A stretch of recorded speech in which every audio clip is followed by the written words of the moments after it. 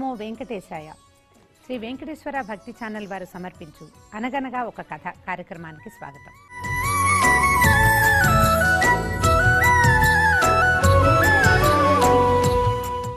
మన మహర్షులు అందించిన ఆర్ష విజ్ఞాన సారస్వతం పురాణ ఇతిహాసాలు, రామాయణ భారత భాగవతాల నుంచి ఎన్నో రకాల విషయాలని మానవుడు తెలుసుకుంటూ తమ జీవితాలకి కరదీపికలుగా వాటిని చేసుకుంటూ ఉంటాడు.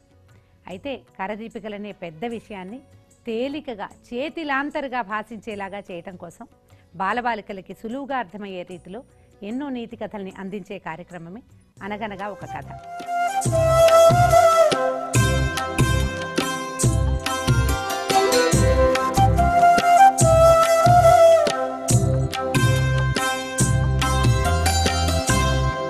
ఇవాళ ఒక కొత్త కథ చెప్పుకుందాం. పిల్లలంతా సిద్ధంగా ఉన్నారామా?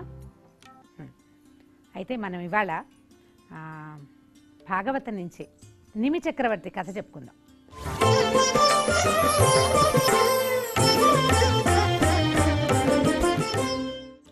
ఈ నిమి పేరు తమలు కూడా స్వర్గారోహణ పర్వానికి ఎక్కేశారు. నేను ఉంటానో ఉండను, అందుకని నేను చేయదలుచుకున్న పని చేసేసాను. మీ గౌరవానికి ఏమీ లోట్లేదు. మిమ్మల్ని ఎప్పుడూ నా గురువుగానే భావిస్తాను. మీరు కూర్చోండి, మేము మీకు కాళ్ళు కడుగుతాను అన్నాడు. అనేసరికలు చేసావు చాలా మర్యాద నాకు. నువ్వు ఇంత మర్యాద చేస్తావా? నువ్వు ఏ శరీరం అశాశ్వతమని ఇది మొదలు పెట్టావో ఆ శరీరం పడిపోతుంది, ఇక నీకు శరీరం లేదు అని చెప్పి శపించాడు. శపించేసరికలు నిమి కూడా ఊరుకోలే. ఆయన కొంతకాలం యజ్ఞ దీక్షలో ఉన్నాడా, అంతకుముందు ఎన్నో యజ్ఞాలు చేశాడు. ఎప్పుడైతే తను చేస్తున్న యజ్ఞం శరీరం అశాశ్వతమని మొదలుపెట్టి చేస్తుంటే గురువు శపించేసరికి ఆయన ఓర్చుకోలేకపోయాడు. గురువుని శపించేంత సమర్థుడు కాదు, కానీ ఆయన ఉన్న యజ్ఞ దీక్ష వల్ల ఆయనకు శక్తి వచ్చింది. నువ్వు దక్షిణ కోసం స్వర్గానికి వెళ్ళావు, అదే దక్షిణ కోసం నువ్వు మళ్ళీ భూలోకంలో నాతోటి కూడా యజ్ఞం చేయించడానికి వచ్చావు. నీ శరీరం మాత్రం శాశ్వతంగా ఉంటుందా? నీ శరీరం కూడా పడిపోతుంది అన్నాడు. పడిపోయారు ఇద్దరు. హాహాకారాలు చేశారు యజ్ఞ దీక్షలో ఉన్న వాళ్ళంతా. అమ్మో, ఏదో జరిగిపోతోంది. యజ్ఞం చేయవలసిన వాడు, చేయించవలసిన గురువు ఇద్దరూ పడిపోతే ఈ యజ్ఞం ఎట్లా? అయితే ఈ ఋత్విజుల్లో కొందరు సమర్థులు ఉన్నారు. కంగారు పడకండి, ఏం జరుగుతుందో చూద్దామని మిగిలిన వాళ్ళని అందరూ కంగారు పడి అరిచి కేకలు పెడుతున్న వాళ్ళని స్థిమితపరిచారనమాట. ఇంతలో ఈ శరీరం పడిపోయిన వశిష్ఠ మహర్షి ఉన్నారు కదా, ఆయన సూక్ష్మ శరీరం. మామూలుగా మనకు శరీరాలు రెండు, స్థూలదేహము, సూక్ష్మదేహం. స్థూలదేహం అంటే ఈ కనపడే మనం అన్నమాట. సూక్ష్మదేహం మన లోపల ఉండే ఆత్మ. ఏదైతే సూక్ష్మదేహం ఉందో వశిష్ఠుల వారిది, ఈయన వెళ్ళిపోయాడు బ్రహ్మలోకంలోకి. వెళ్ళిపోయి వెంటనే చేసేయాలి. ఇప్పుడు నిమి ఎట్లా యజ్ఞం ఎంత వెంటనే చేసేసారు, మంచి పని అట్లా వినాలి.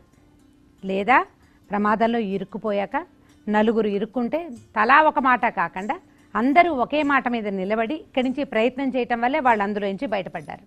దీంతోపాటు స్నేహాలు చేయటం, సరైన వాణ్ణి స్నేహితుడిగా చేసుకోవటం.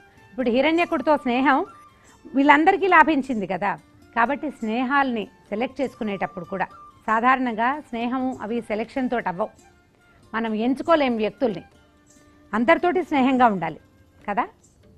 కానీ అందరితోటి స్నేహంగా ఉండేటప్పుడు ఏం చేయాలి? అందులో సరి అయిన వాళ్ళతోటి ఎక్కువ స్నేహాన్ని నేర్పాలి. ఎక్కువ స్నేహం సరైన వాళ్ళతోటి చేసుకోవాలి. వాడు సరి కాదు అంటే వాడిని సాధారణ స్నేహితుడిగానే ఉంచుకోవాలి. బెస్ట్ ఫ్రెండ్ అని చేసుకోకూడదన్నమాట కదా. ఈ కథలో నీతి అదే. ఇలాంటి మరిన్ని కథలతోటి మళ్ళీ వచ్చే భాగంలో కలుసుకుందాం. ఓం నమో వెంకటేశాయ.